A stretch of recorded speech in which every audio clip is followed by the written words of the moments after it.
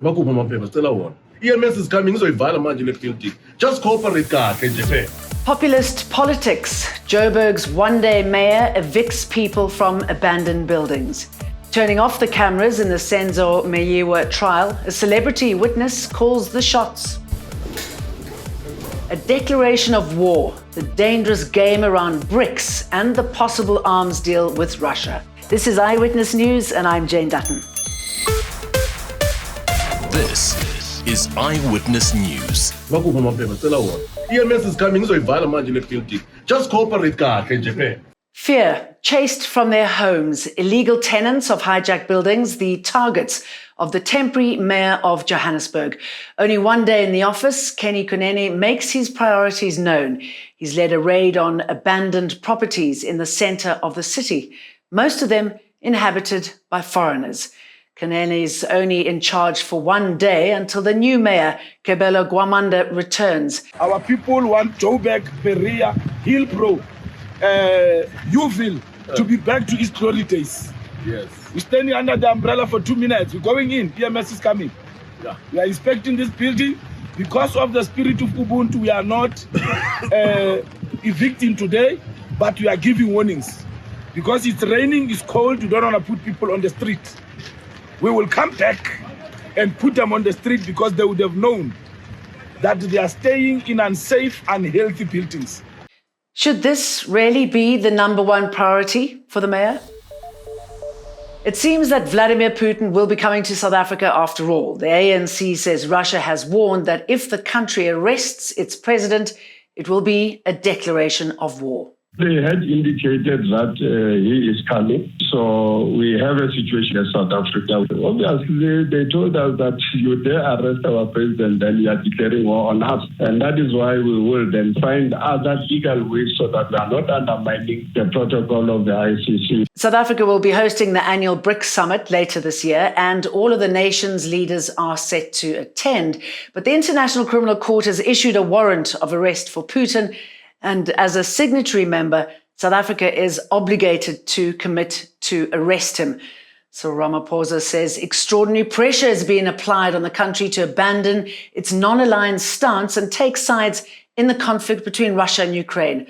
Ramaphosa also says there is no, quote, concrete evidence to support allegations that arms were loaded onto a Russian vessel that docked in Simonstown late last year. Lights, no cameras, action.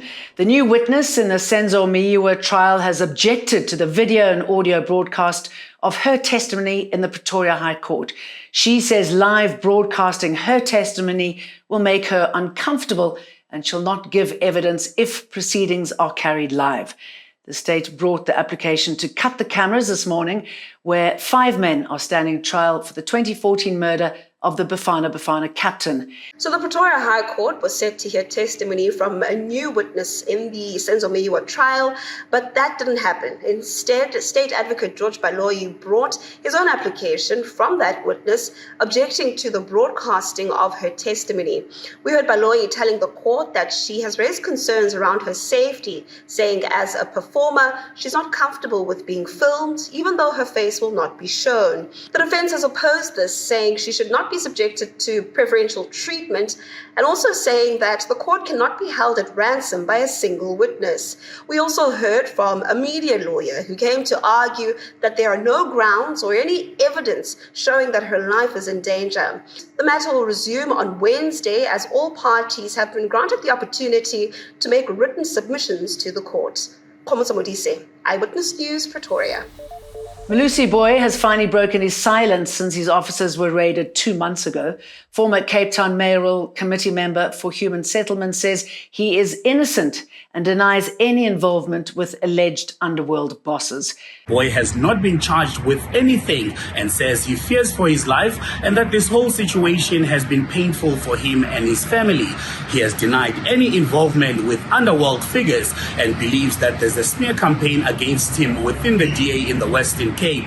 He's questioned the timing of the allegations when he's put up his hand to contest the DA leadership position in the province in November when they go to Congress. Ndutuzelo Nene, Eyewitness News, Cape Town. The Nelson Mandela Bay municipality says it has evacuated more than 1,000 people following heavy rains, which has led to flooding in some parts of the metro.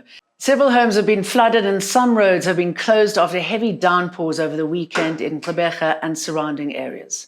The municipality's Safety and Security MMC, Lawrence Truan, says their teams will remain on high alert as they expect to evacuate more people. He says flood victims have been moved to places of safety. The municipality have issued them with blankets, meals, and we also want to say thank you to Gift of the Givers that have come in with warm meals, feeding our people. We also want to thank every stakeholder, may it be church, NGOs, that are assisting in this time.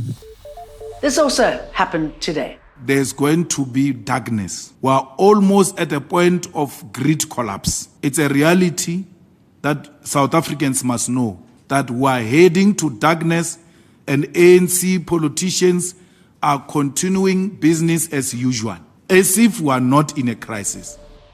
See you again tomorrow for more. I'm Jane Dutton.